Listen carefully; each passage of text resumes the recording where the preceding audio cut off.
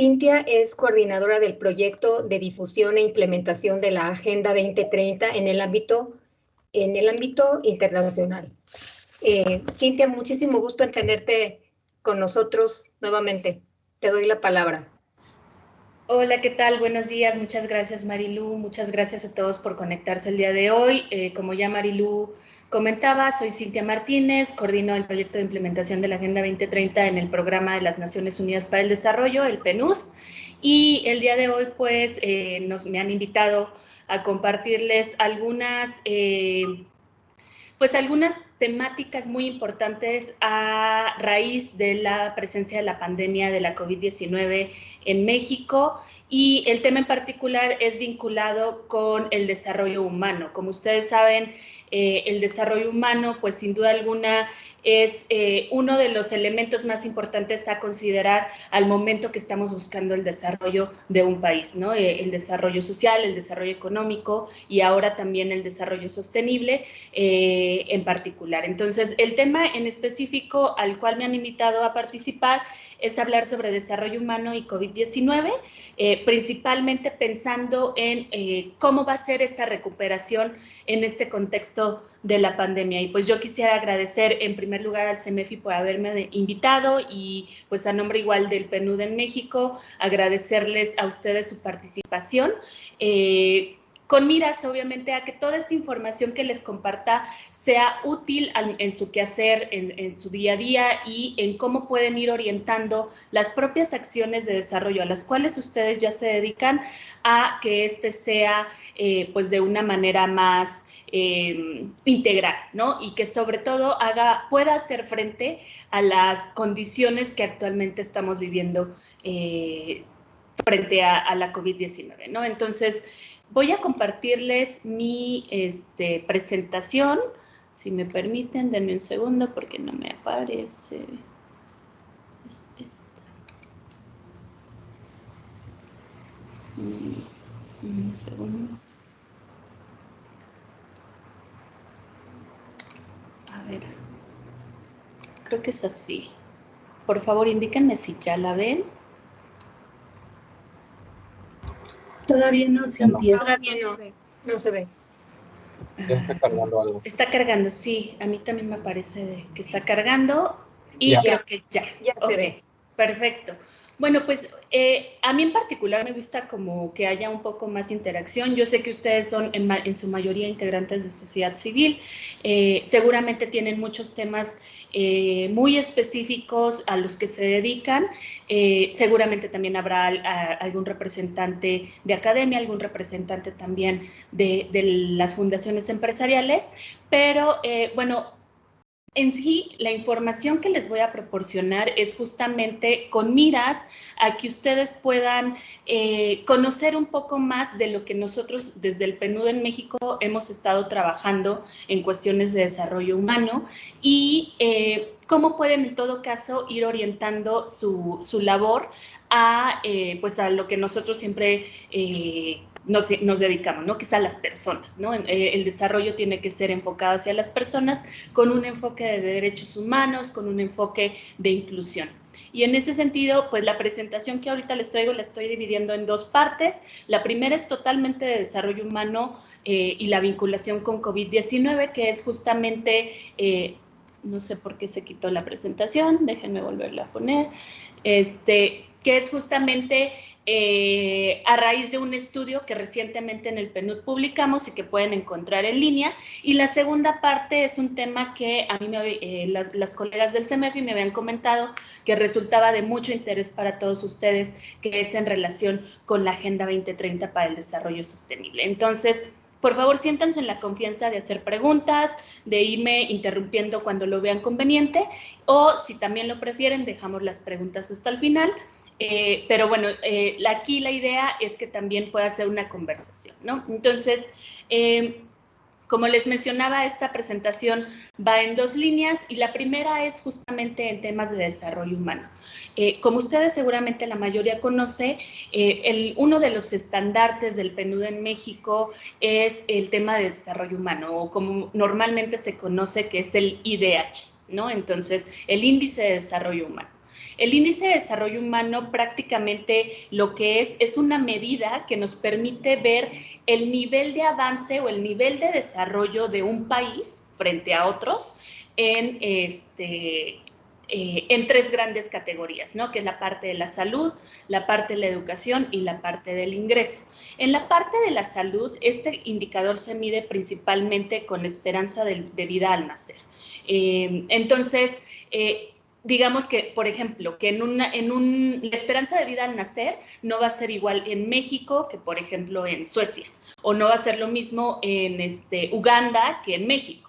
Entonces, ese tipo de indicadores es como se mide. También en la parte de educación se mide con los años promedio de instrucción, o sea, de escolaridad, los años promedio que una persona tiene de escolaridad y los años de escolaridad esperada, es decir, hasta qué nivel normalmente se podría esperar que una persona bajo ciertas condiciones pudiera tener educación. Y el ingreso, pues es muy fácil con el ingreso nacional bruto per cápita, ¿no? Es una medida que pues nos puede dar referencia. En el 2018, que fue la última medida a nivel global, a nivel mundial, del desarrollo humano, México obtuvo un puntaje de .767. Entre más lleguemos, más cercano estemos al 1, más alto es nuestro IDH, ¿no?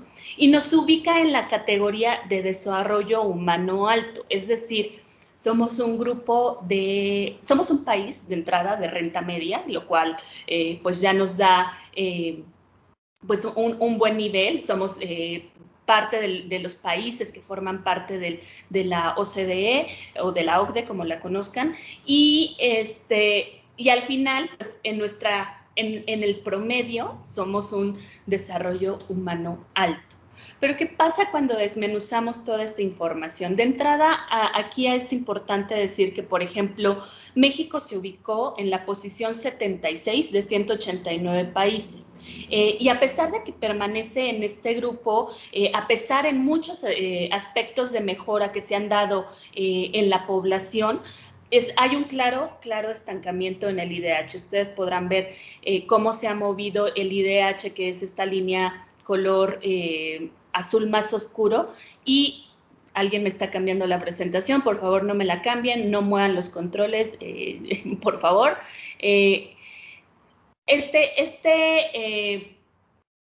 Esta línea que ustedes ven de color azul, pues es como más o menos azul oscuro o morado, es cómo se ha comportado el IDH. Y si bien ha habido un avance importante en aspectos básicos, se podrán dar cuenta que también hay un estancamiento. No hemos avanzado en los últimos años o hemos ido a un paso muy lento, que es un fenómeno que además es compartido en toda América Latina y el Caribe. ¿Y esto qué nos quiere decir? Pues que a pesar que hay un progreso en la provisión de servicios básicos para la población, la calidad de estos servicios no necesariamente son las mejores. Es decir, que no hay una calidad en la salud, no hay una calidad de la educación y, sin duda alguna, no hay una distribución igualitaria o equitativa del ingreso, ¿no? Entonces, aquí además se suman el hecho de si eres una población que puede ser vulnerable, por ejemplo, población indígena, población joven, población, las mujeres, personas con discapacidad, pues normalmente son las poblaciones más vulnerables y que se encuentran por debajo de la línea de ingresos. Y al respecto es importante señalar que en el último informe de desarrollo humano justamente se enfatiza la importancia de tomar en cuenta más allá de estas capacidades básicas y más allá de los promedios. Es decir, pensar en cómo existen nuevas tendencias en temas de calidad, en, por ejemplo, la brecha digital, que a lo mejor nosotros estamos en un nivel de desarrollo humano alto, pero cuando surgen nuevas capacidades, como en temas de calidad, como en temas tecnológicos, las brechas se vuelven a ampliar y entonces la desigualdad de un país a otro se vuelve a ser más grande, ¿no? Y en ese contexto, como el que actualmente estamos viviendo frente a la pandemia de la COVID-19, pues las capacidades aumentadas, que son justamente estas que les digo, las tecnológicas, que son también todas las que hablan de la calidad de los servicios, pues representan aún más un desafío, ¿no? Y entonces este informe en el que estuvimos trabajando desde el PNUD trata de mostrar en estos grandes aspectos de la salud, la educación y el ingreso, qué es lo que sucedió pues previo a la llegada de la pandemia, o cómo estaban las condiciones en México y ahora con la pandemia. Entonces, les voy a hablar un poco de la parte de la salud. La salud, pues como ustedes saben, lo que se observa ya de entrada es que había una preexistencia de un contexto ya muy frágil, ¿no? Que se ve además debilitado por la pandemia. La pandemia pues es una crisis, una emergencia sanitaria. Entonces el primer impacto que tiene es en relación con la salud.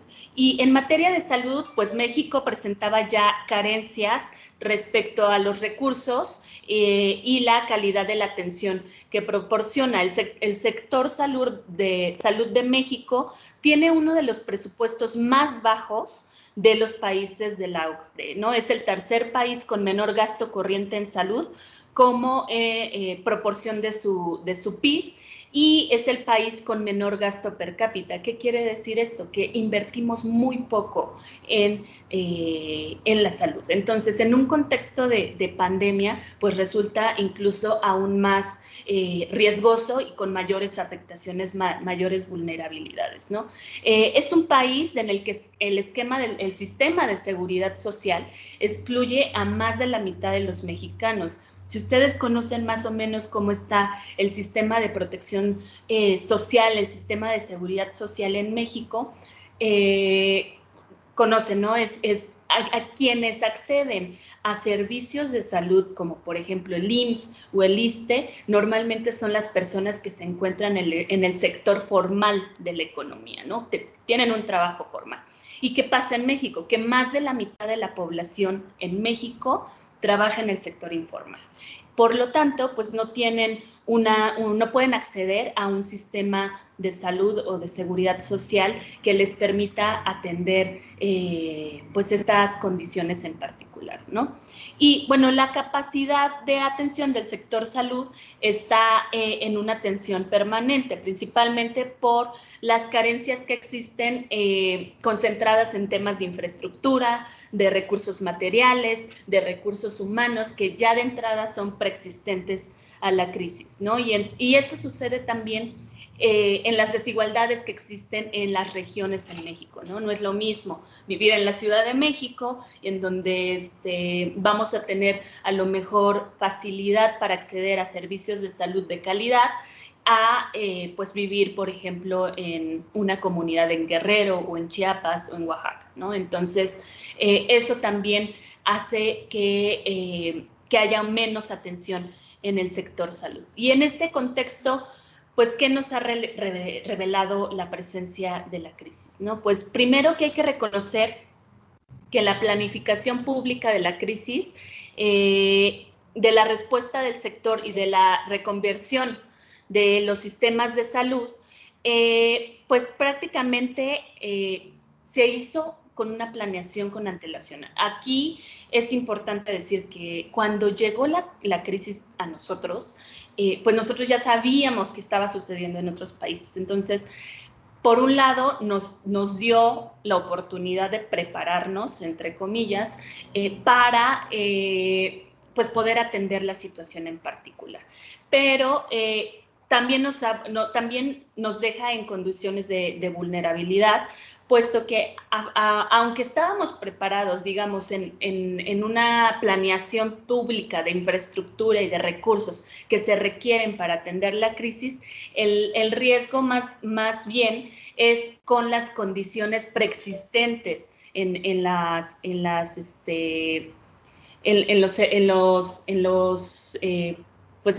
personas, ¿no?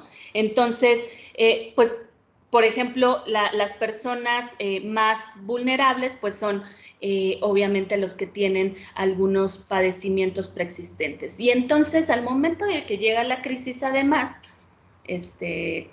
Sí, de nuevo, sí, perdón.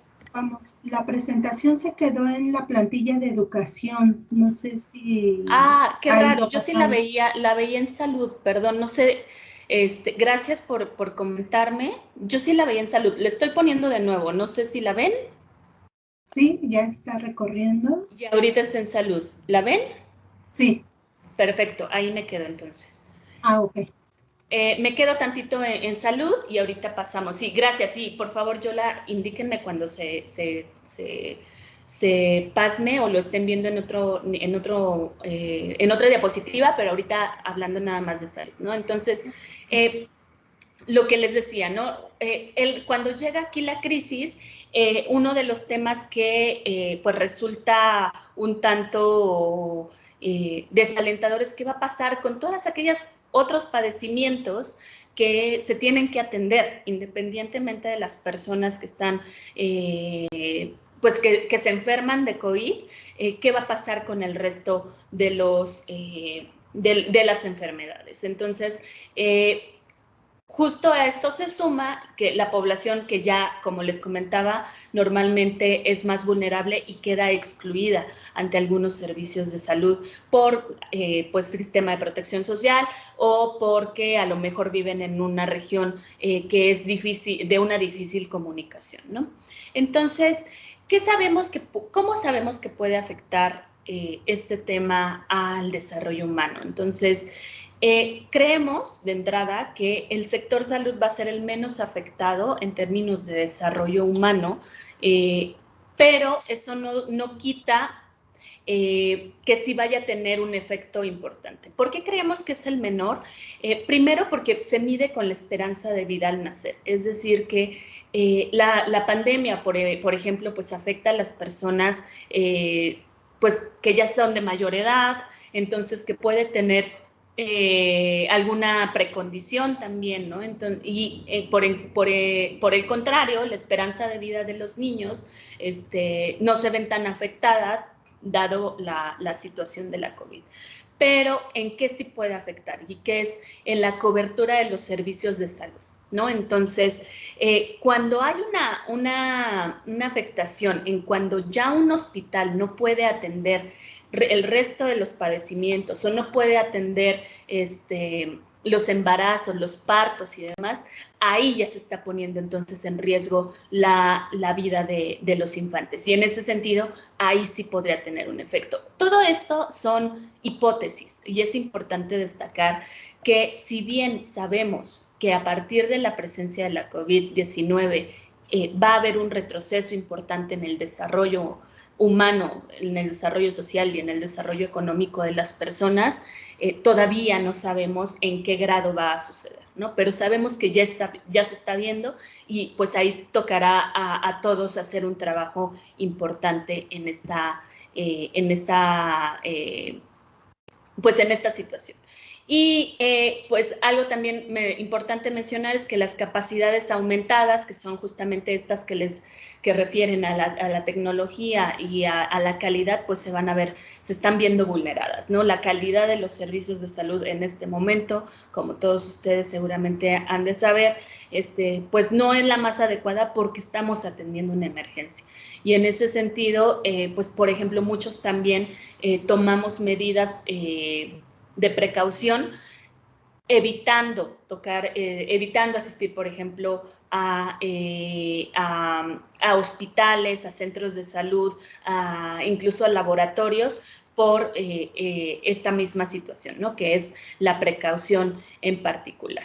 ¿Qué podemos hacer? Primero, y estos mensajes que este estudio tenía la intención de generar, van muy orientados a la sociedad en su conjunto, pero también a los gobiernos. Y aquí nuestro rol como sociedad civil es tratar de impulsar que este tipo de medidas sí se puedan tomar en cuenta, ¿no? Entonces, algo que nosotros creemos es que una de las cosas que se tienen que impulsar es primero, obviamente, darle continuidad a la atención de la emergencia que ahorita está sucediendo, no se puede detener, pero también prever continuidad y las oportunidades que esto representa para el sector salud, ¿no? Entonces, prepararnos mejor ante nuevas emergencias, prepararnos mejor en sistemas de infraestructura, en servicios de recursos materiales, ampliar ese horizonte de planeación pública de lo que podría suceder para, en todo caso, poder actuar de una mejor manera en los servicios de salud. ¿Y qué es lo más relevante aquí? Garantizar el acceso y la calidad a la población más vulnerable, ¿no? Entonces, de nueva cuenta, aquí esta crisis lo que está representando para todos nosotros es pues es un reto porque nos hace además visibilizar quiénes son las poblaciones más vulnerables, ¿no? Y en dónde están las desigualdades. En ese sentido, por eso se deben de impulsar, cerrar este tipo de brechas, este tipo de desigualdades en los diferentes aspectos del desarrollo humano. Déjenme, voy a la siguiente. En términos, por ejemplo, de educación, pues previo a la llegada igual de la COVID-19 ya existían carencias en educación en México, ¿no? De acuerdo, por ejemplo, a cifras de Coneval, casi el 17% de la población en México presentaba rezago educativo y esto además se exacerba en los grupos más vulnerables, ¿no? Por ejemplo, más del 30% de la población indígena tenía rezago educativo, más del 44% de la población con discapacidad motriz también tenía este rezago. Y esto además se exacerba en el tema de desigualdad cuando estamos hablando de materia tecnológica y de cuestiones de género. Por ejemplo, para el ciclo escolar anterior, el 2018-2019, la SEP, bueno, el anterior, porque todavía no tenemos datos de 2019-2020, pero 2018-2019 la SEP reportaba que solo alrededor del 54% de las escuelas de educación básica, tanto públicas como privadas, contaban con computadoras y poco más del 37%, o sea, ni siquiera llegaron al 40% de las escuelas contaban con servicios de Internet. ¿Y qué quiere decir esto ante medidas de educación? Sabemos que el ciclo escolar inició ayer. Y todo es a través de servicios de Internet, de televisión abierta, de radio.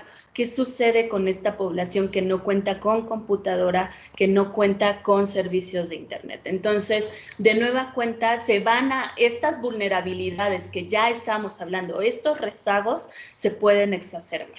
Y en el caso, por ejemplo, también de las niñas y de los adolescentes, en cuestión de género, pues también enfrentan además riesgos adicionales, ¿no? Que por las mismas cuestiones de los roles de género que persisten en algunos hogares mexicanos, pues todavía su educación se puede ver en una situación de riesgo aún mayor porque se les atribuye actividades, por ejemplo, de cuidados, actividades de tareas del hogar, tareas domésticas, y en muchas ocasiones pues se privilegia la educación del varón, lo cual en todo caso pues las niñas las dejan rezago porque normalmente en un hogar, normalmente aquellos más pobres, en donde se requiere de que incluso las personas más jóvenes contribuyan a los ingresos y a la economía del hogar, pues entonces dejen las escuelas para poder incorporarse a actividades económicas. Entonces, es muy importante tener en cuenta todas estas precondiciones antes de la situación de la COVID en materia de educación, porque sabemos que si bien va a ser el índice, ha sido el índice con mayor crecimiento, o el indicador más bien, con mayor crecimiento de desarrollo humano en el índice de desarrollo humano, también sabemos que puede tener un efecto contradictorio y hacer que el desarrollo humano del país y de los países en general vaya hacia la baja. Entonces, Ya en las observaciones en los momentos de crisis, pues primero, cuando ya llega la pandemia, primero se evidenció las debilidades que ya existían en el sector educativo, ¿no? La coordinación entre los diferentes niveles educativos y las autoridades a nivel nacional, estatal, municipal, pues fue pues muy impulsiva, y muchos, por ejemplo, cerraron escuelas antes de que las autoridades educativas a nivel federal lo indicaran, otros también permanecieron abiertos, y ninguno de ellos estaba realmente preparado para, pues para atender esta emergencia, ¿no? Nadie contaba con guías de estudio, nadie contaba con una estrategia adecuada para dar seguimiento a la educación que se iba ahora a realizar pues en el a nivel desde las familias, ¿no? Y aquí esa es otra de las debilidades que justamente se están evidenciando, que es toda la parte de la brecha tecnológica, ¿no? La brecha tecnológica al final está dando pues está poniendo de manifiesto cuáles son las debilidades en los hogares mexicanos y cómo se va a ver afectada la educación en ese sentido. Si vemos, por ejemplo, los estratos más altos de la población en México, ni siquiera ellos cuentan con el 100% de los hogares con computadora y conexión a internet, pero aún así, en comparación con los estratos más bajos que lo están viendo ahora en la gráfica, pues dista mucho, hay una gran diferencia y pues esta diferencia además es abismal, ¿no? Como podrán ver, que casi los estratos más bajos solo cuentan con computadoras aproximadamente el 16% y con conexión a internet alrededor del 20%. Se preguntarán por qué ya lo han hecho, porque hay quienes tienen conexión a internet y no computadora, pero pues es principalmente por los teléfonos celulares, ¿no? Que pueden acceder a servicios básicos de internet. Entonces, aquí es muy importante, y el tema educativo, ustedes seguramente lo han escuchado muchísimo ahorita en las noticias, cómo está sucediendo en las limitaciones que puede haber muchísimo abandono escolar, que puede pues tener efectos muy importantes también en el aprendizaje de los jóvenes, ¿no? Y aquí pues las afectaciones sí se ven de manera diferenciada, primero por el uso de las tecnologías, ¿no? Y aquí es muy importante resaltar que en la parte de las tecnologías no nada más se trata de acceder a una computadora o acceder a servicios de internet. También lo cierto es que las capacidades, tanto por ejemplo de los adultos en el hogar, de los mismos niños en el hogar o incluso de los maestros, son muy limitadas para tener estrategias formativas de educación, de enseñanza y aprendizaje a distancia. Aquí pues mucho del aprendizaje depende también, que es el segundo punto, el rezago en el aprendizaje de las y los estudiantes depende mucho de el nivel educativo con lo que cuentan los adultos en casa. ¿Qué quiere decir esto? Que pues muchos de los niños van a enfrentar algunos retos, porque además de que se les está cargando el trabajo a los adultos en casa, porque tienen que acompañar a la educación de las niñas, niños y adolescentes, también el nivel educativo de los padres y madres va a tener un efecto en ese apoyo que se le puede otorgar a estos y a estas estudiantes. ¿Qué quiere decir eso? Que si a lo mejor el niño necesita resolver alguna ecuación o alguna característica que no necesariamente las personas adultas en casa van a tener los conocimientos para acompañarlo. Entonces, a eso también puede representar un rezago en el aprendizaje de estos niños y niñas. Hay un tema bien importante, que es el acceso a alimentación y espacios seguros. Las escuelas en muchos casos representan para los niños, por ejemplo, niños y niñas de mayores escasos recursos que puedan acceder a alimentación, sobre todo en las escuelas de tiempo completo. ¿Qué quiere decir esto? Que muchos niños se están perdiendo de una alimentación adecuada porque ir a la escuela representaba incluso tener el único alimento, uno o dos, alimentos completos en su día a día.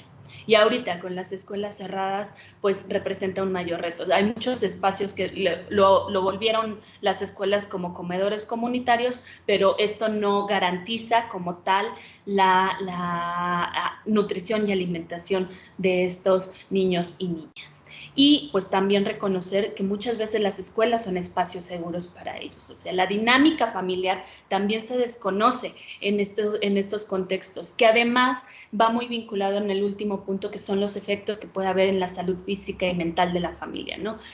Se genera mayor estrés en el confinamiento, se genera mayor tensión porque los adultos tienen mayores responsabilidades, porque también a lo mejor se están enfrentando a problemas de ingresos y entonces la escuela, que normalmente representa un espacio seguro para estos niños y niñas, ya no existe, entonces pueden enfrentar temas de violencia a nivel intrafamiliar, violencia física y violencia igual psicológica.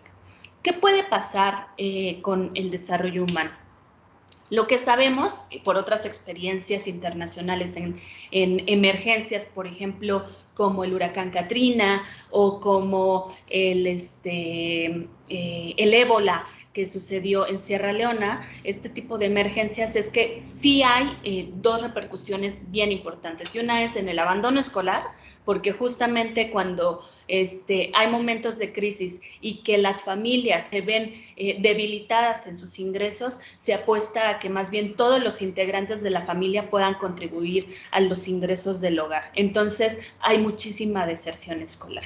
Y por el otro lado también pues la recuperación del aprendizaje, ¿no? Entre mayor sea el tiempo en el que los niños están estudiando en casa, el rezago en el aprendizaje también va a ser mayor, porque no están acostumbrados a tener una educación a distancia y la educación formal, pues entre más lejana se vea, al momento que regresen, va a tener alguna repercusión en su rendimiento escolar, ¿no? Seguramente se tendrá que hacer algún diagnóstico para saber si los niños mantuvieron este aprendizaje o si tuvieron algún rezago en este proceso. Y un tema también importante pues son las desigualdades de género, ¿no? Que de nueva cuenta pues las niñas y las adolescentes se ven mayormente afectadas y mucho de ello también vinculadas con situaciones de riesgo como son los embarazos adolescentes, lo cual a la larga también evita o que recaiga en el abandono escolar. Entonces, en un ejercicio muy puntual, nosotros lo que hicimos fue muy hipotético este ejercicio. Nos dimos cuenta de que si este tipo de abandono, un abandono que fuera constante de entre el ciclo escolar que acaba de terminar y que acaba de empezar y el que acaba de empezar el día de ayer, lo que podría suceder es que pudiéramos tener un retroceso de al menos 5 años en nuestro índice de educación. Entonces, ¿qué podemos hacer? Primero, pues buscar que las escuelas haya un retorno seguro, un retorno en donde haya sanitización, sí está bien dicho, ¿verdad? Por favor, corríjanme si no. De los entornos de las escuelas, que haya un diagnóstico para que eventualmente podamos ver el nivel de aprendizaje de los niños, niñas y jóvenes y pues todas estas estrategias para reducir las brechas tecnológicas y de calidad en la educación, sobre todo las tecnológicas, previendo que pues el aprendizaje ahora en adelante seguramente va a tener que ser un modelo híbrido de educación a distancia, ¿no? Modelos en donde incluya, sí, la parte presencial, pero también un componente importante a distancia.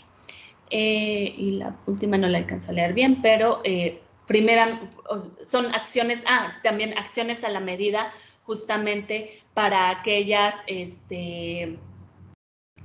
personas en mayor o aquellas poblaciones muchísimo más vulnerables y con riesgo de abandono, ¿no? Como de nueva cuenta son población indígena, personas con discapacidad, que los procesos educativos no necesariamente les permiten acceder a una calidad en esta educación.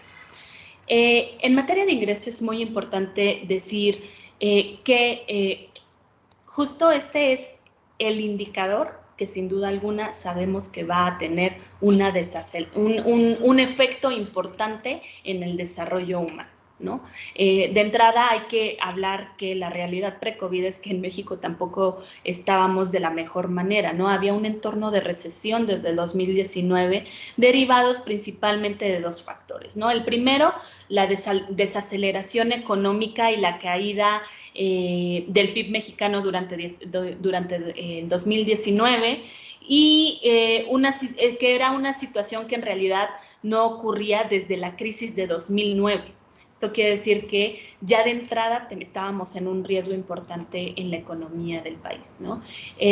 Por lo mismo, ante este tipo de un entorno de recesión, el contexto es muy adverso para la atracción de inversiones, ¿no? Por situaciones, por ejemplo, de renegociaciones de los tratados entre México, Estados Unidos y Canadá, las renegociaciones con temas del sector energético y no descartar, por supuesto, que México es uno de los países con menor recaudación tributaria, ¿no? Esto, en promedio, por ejemplo, apenas del 16% del PIB en 2018 se recaudó, lo cual lo ubica en el último país de los miembros de la OCDE para recaudar, ¿no? En promedio, ellos recaudaron alrededor de 34.3% del PIB, mientras que nosotros, de verdad, en América Latina estamos recaudando, incluso en América Latina se están recaudando 23.1% y nosotros solo 16%. Entonces, ¿qué quiere decir esto? Pues que nuestra recaudación es muy baja y por lo tanto la inversión que se puede hacer pública también es muy baja, ¿no? Entonces, ¿qué sucede al momento de que llega la pandemia? Primero, pues las estimaciones indican una caída en el consumo del 19.4% durante el segundo trimestre del año, lo que alcanzó ya un 36% para abril. La lenta recuperación ha sido muy, muy poca. La verdad es que la recuperación en particular ha sido errática, además, porque se ha priorizado además el consumo en alimentos y el comercio electrónico, pero pues por lo mismo son algunos de los sectores que no necesariamente son los que influyen más en la economía del país. Por ejemplo, justo en ese tema, el sector de servicios de turismo y el sector de servicios y el de turismo son aquellos que se están viendo mayormente afectados y que en particular, por ejemplo, el turismo representa una de las economías más fuertes en el país, y dado que no estamos recibiendo turistas por lo mismo, pues nuestra economía se ve mermada. Y a pesar de que los impactos iniciales en temas de las remesas y la inflación fueron importantes, ahorita están ya regresando a unos niveles pre-COVID, lo cual podría ser alentador. Sin embargo, no necesariamente va a tener un efecto tan positivo en la economía, ¿no? Sabemos, por ejemplo, también que hay afectaciones importantes en los mercados laborales, dado que pues 12 millones de personas dejaron de tener participación económica. Más de 1 millón de empleos formales se perdieron. O sea, hay mayor desempleo, y a mayor desempleo, por supuesto, también hay mayor necesidad de ingresos, pero también incluso en el sector informal, dado que no hay una oportunidad para estar saliendo a la calle y que ahorita de nuevo se está recuperando, pero no al 100%, pues ha habido también un impacto importante en el ingreso de los hogares. Y estos ingresos además se ven muy diferenciados de nueva cuenta por aquellos grupos de la población que de entrada ya eran vulnerables, ¿no? Pero que se agrava justamente en una situación de pandemia, como la población indígena, personas con discapacidad, niñas, niños y jóvenes. Y esto incluye pues un incremento en la inseguridad alimentaria, que es justamente acceder a una alimentación nutritiva que permita también tanto el crecimiento de niñas y niños y que los hogares como tal no estén pasando hambre. Espero que estén viendo bien las diapositivas, pero por favor indíquenme si me queda en alguna que no sea la indicada. ¿Cuál es el posible efecto en el ingreso? Este va a ser el índice más afectado, sin duda alguna, después del de la educación. Este índice, pues sabemos que, dado que la economía como tal está bajando, la economía se está apenas recuperando, pues vamos a tener una lenta, va a haber una desaceleración económica, pero la recuperación además va a ser muy, muy lenta. Entonces, y esto no es nada más del contexto mexicano, también se está viendo en el resto de los países. Sin embargo, pues dado que nosotros teníamos precondiciones existentes en nuestra economía, en donde había una variación de los ingresos de manera importante, pues también por lo tanto nuestra recuperación va a ser mucho más lenta y mucho menos pues contundente, ¿no? O sea, va a ser muy progresiva, pero muy lenta. Entonces, aquí algo que nosotros hicimos fue, suponiendo una reducción de 8.55 en los ingresos per cápita de la población mexicana, sabríamos que el retroceso en el desarrollo humano, en el índice de los ingresos, sería alrededor de 9 años. Esto, de nuevo, fue un ejercicio hipotético, pero que nos da pie, porque justamente, no sé si han visto cómo ha ido cayendo también el PIB. Hemos llegado a caídas muy importantes que no han sucedido desde hace muchos años y que por lo tanto ahorita en promedio, que además son las estimaciones que muchas de las instituciones financieras han hecho respecto a la caída del PIB, no estamos tan lejanos de esta posibilidad. Y pues por supuesto los impactos van a ser heterogéneos, ¿no? Sin duda no tendrán una distribución homogénea en la población, porque las personas que sufren mayor debilidades por ingresos, su recuperación va a ser aún mayor. Hay una alta probabilidad de que haya una gran cantidad de personas que caigan en la pobreza. Si ya la habían superado, que vuelvan a caer, o si ni siquiera se encontraban ahí, que caigan en pobreza. Entonces,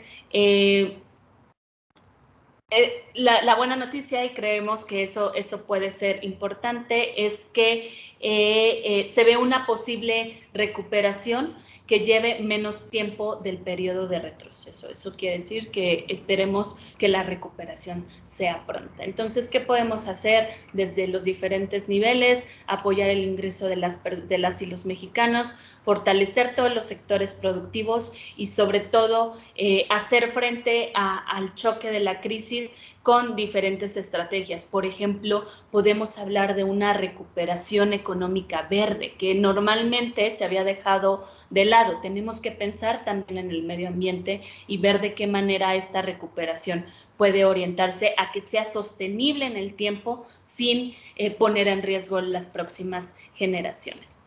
Por último, un tema que sin duda ya se ha tomado mucho, pero que también vale la pena mencionar en cuestiones de desarrollo humano, es el tema de género.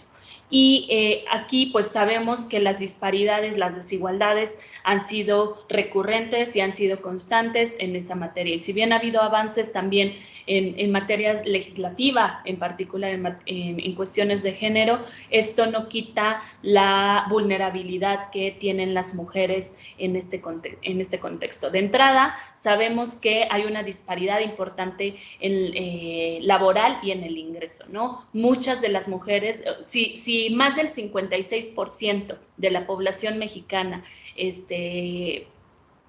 trabaja en el sector informal, de esas 56%, más de la mitad son mujeres. entonces de entrada también les pone en mayor riesgo, ¿no? Y de nuevo hablemos en ingreso, cuando no hay paridad en los niveles, por ejemplo, salariales de las mujeres. Sabemos también las altas tasas de violencia hacia las mujeres. México es uno de los principales países en América Latina en donde existe violencia de género, y esto también particularmente se ve exacerbado en unos momentos de crisis en donde sabemos que el contexto a nivel de los hogares hace que las tensiones se vuelvan aún mayor y que exista mayores casos de violencia de género. Y aquí, pues, el ingreso y el trabajo de las mujeres también, como les mencionaba, se ve vulnerado porque son ellas quienes trabajan en su mayoría en el sector formal, pero además se les carga todas las actividades, de nuevo, de tarea del hogar, actividades de cuidado de otros integrantes de la familia, personas adultas mayores, niños y niñas, etcétera. Entonces, la igualdad de género, pues sabemos que es un habilitador del desarrollo humano. Entre mayor igualdad hay, también mayor será nuestro desarrollo en un contexto específico, y en ese sentido, pues sabemos que algo que está teniendo la crisis de la COVID es que no nada más va a tener efectos en cuestiones de salud, educación e ingreso de las personas, sino que está ampliando todas esas brechas de desigualdad entre poblaciones vulnerables y aquellas que presentan menor vulnerabilidad. Y algunas cosas que podemos hacer o que podemos fomentar es proteger la salud física y emocional de las mujeres, hacer una estrategia focalizada para que ellas tengan una formalización del trabajo e incrementar todos los recursos necesarios para garantizar que las mujeres tengan una vida libre de violencia. Entonces, esa es toda la parte del desarrollo humano, y no quiero dejar de lado aquellos efectos que puede tener la COVID-19 en la Agenda 2030. Seguramente todos ustedes ya conocen qué es la Agenda 2030, se han sumado seguramente en las actividades que ustedes realizan al cumplimiento de los Objetivos de Desarrollo Sostenible. Pero nada más como breve repaso es recordarles que la Agenda 2030 es este compromiso global en donde 193 estados firmaron y se comprometieron. No es la agenda de la ONU, es importante mencionar, sabemos que siempre decimos que es la agenda de desarrollo de la ONU, y si bien se dio esta firma en el marco del sistema de Naciones Unidas, en realidad es un compromiso de Estado. ¿Y qué quiere decir que sea un compromiso de Estado? Que trasciende años, trasciende administraciones, trasciende partidos políticos. Es un compromiso que tiene México para que en el año 2030, en el año 2030, podamos haber logrado estos 17 objetivos que se enfocan principalmente al desarrollo social, al desarrollo económico y al cuidado del medio ambiente, que son los tres grandes temas de la sostenibilidad. Por eso, Objetivos de Desarrollo Sostenible, que ve todo el aspecto social,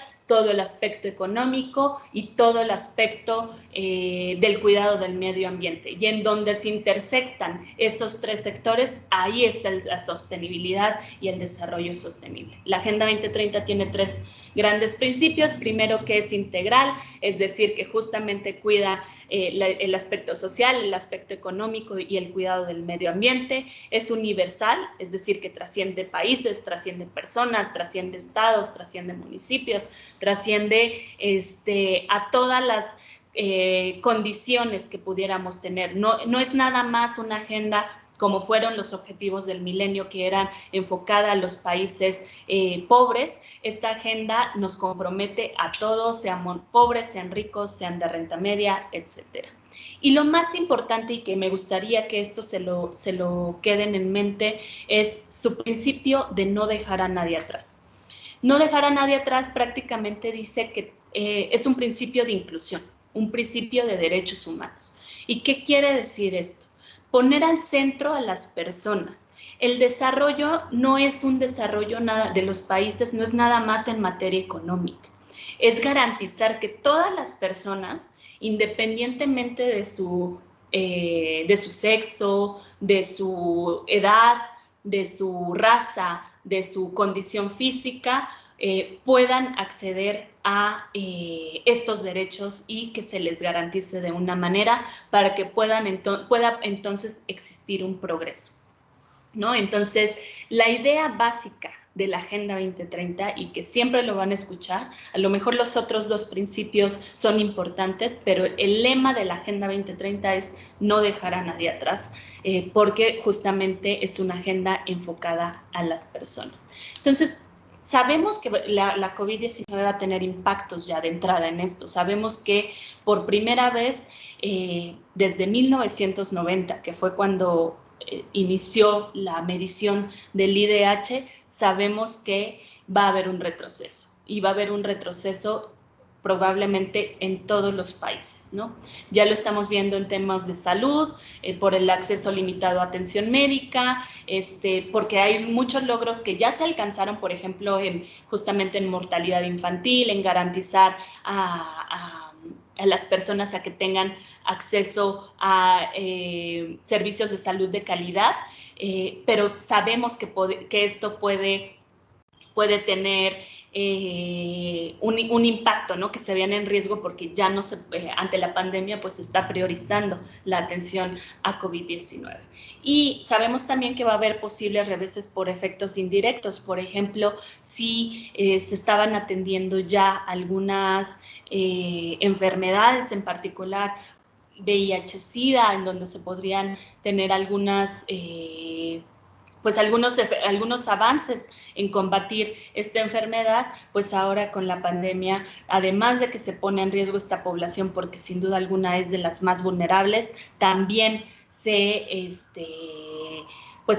está teniendo un efecto importante por el cierre de servicios médicos que atienden este tipo de enfermedades.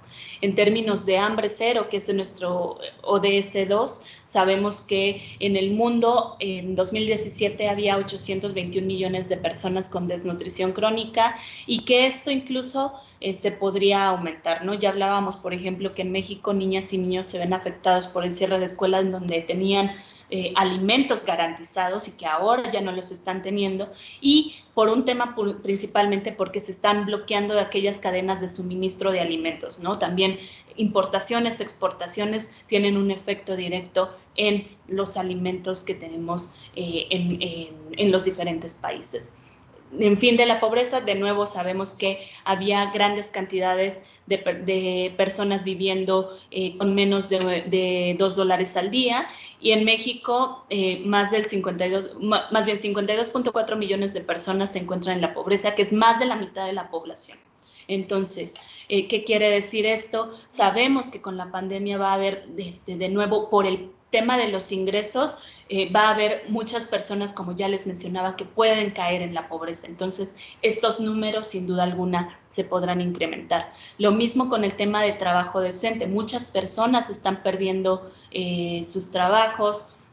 En México, más de la mitad de la población trabaja en el sector informal, y estas pérdidas de empleo representan que haya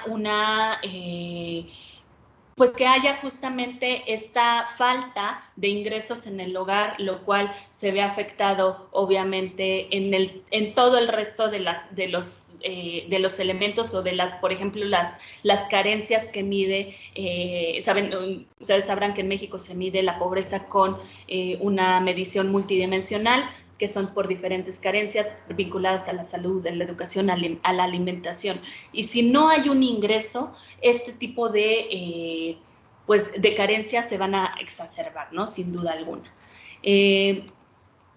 Igual en temas de educación de calidad, no voy a ahondar demasiado porque ya lo vimos, pero justamente habrá mayor abandono escolar y bajo rendimiento académico. Se está evidenciando la brecha digital, y de nueva cuenta las personas que no cuentan con acceso a internet y acceso a computadora se van a ver de nueva cuenta más afectados. En temas de violencia de género, habrá un aumento en la violencia de género al interior de los hogares, y pues de nueva cuenta las mujeres somos más vulnerables a a sufrir ciertos rezagos o ciertas afectaciones por los roles que ya tenemos preestablecidos en cuestión de género, por cuidados del hogar, por atención de las personas que viven también en el hogar y pues porque nuestros ingresos pueden ser mayormente precarios a diferencia de los hombres. Esto todo tiene un importante efecto en las desigualdades. Sabemos que la población más vulnerable es la que está en riesgo y se están evidenciando aquellas brechas que incluso aumentan las desigualdades de nueva cuenta, ¿no? Como la brecha tecnológica, que en este contexto de pandemia es sumamente importante. Tal cual, por ejemplo, ahorita, ¿no? Que estamos justo conectados en este webinario y que aquellas personas que no cuentan con un servicio de internet, pues no pudieran acceder o no pudieron haber realizado su trabajo de manera adecuada porque en casa tienen esta limitación. Y un tema que también es importante refiere a toda esta parte de las instituciones sólidas. En el mundo ya se aplazaron 18 elecciones y referéndums nacionales y por lo mismo hay un riesgo importante al que haya disturbios por entornos frágiles, dado que los gobiernos no están garantizando algunos servicios que pues las personas consideramos muy importantes y que son relevantes para tener un desarrollo. Entonces, pues aquí la pregunta es ¿qué podemos hacer? Y lo cierto es que primero es reconocer que sí, la pandemia representa un efecto importante en el cumplimiento de los objetivos de desarrollo sostenible. Sabemos que va a haber un efecto, eso no sabemos en qué medida, pero sabemos que va a suceder. ¿Y esto qué quiere decir? Pues que lamentablemente muchos de los avances que ya se habían tenido en estos ODS pues van a tener diferentes retrocesos. Habrá otros que de hecho seguramente se incrementarán, por ejemplo, el ODS 17, que son justamente el tema de alianzas, pues ahí los países están colaborando, existe este tema de solidaridad y que en ese sentido pues habrá algunos que aumenten, habrá otros que bajen. Pero primero es reconocer que habrá un efecto. Es lo primero que se tendría que hacer en este contexto. Y lo segundo es justamente lo que, sin duda alguna, nosotros desde el PNUD invitamos a la reflexión e invitamos a que se considere. Lo que podemos hacer es, ya vimos y ya hablamos toda esta hora que tuvimos anterior, en cómo van a ser los efectos diferenciados de la crisis de COVID-19 con las diferentes poblaciones. Entonces, ¿en dónde está el foco? Justamente en estas poblaciones que se van a ver más vulneradas ante cualquier emergencia, pero que en particular ahorita, si ya de por sí estaban enfrentando carencias, van a todavía a tener mayores por lo mismo. Y entonces, en ese sentido, pues lo que nos toca a nosotros es primero reflexionar, qué es lo que se puede hacer desde nuestras propias trincheras para lograr que estos objetivos se puedan cumplir o se pueda avanzar en ellos aún en un contexto de crisis. Lo segundo es, por supuesto, demandar, exigir que se ponga el foco en cuestiones muy particulares como son, por ejemplo, temas de violencia de género, temas de ingresos, temas de garantizar derechos humanos a la población.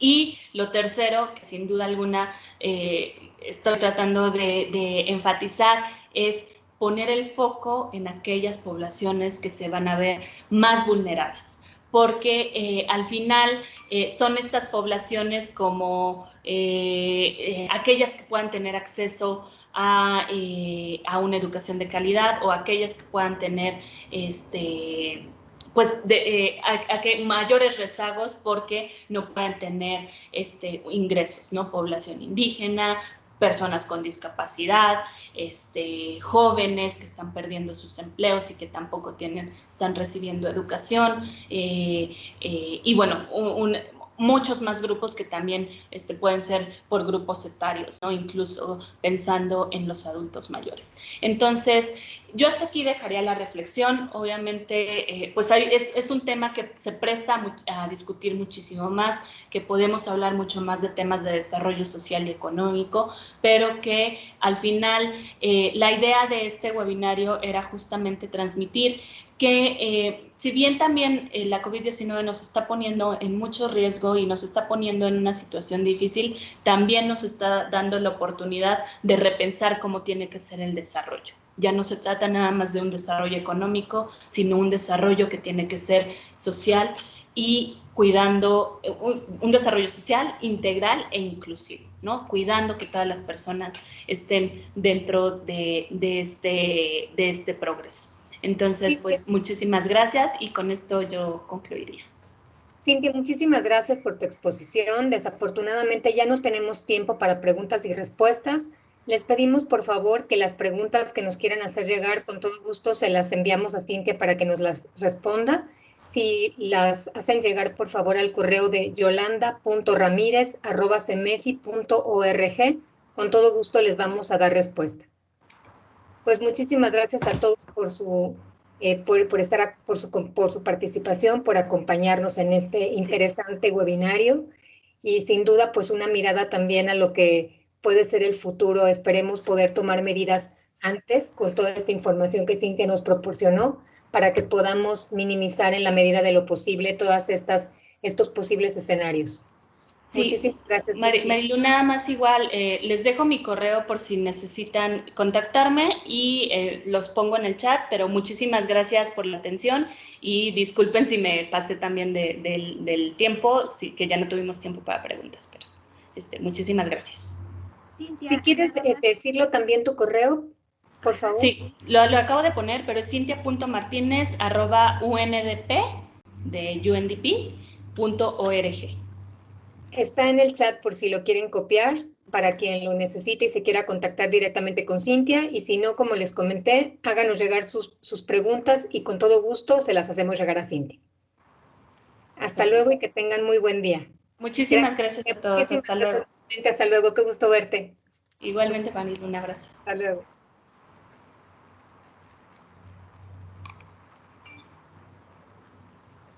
¿Cómo lo quito?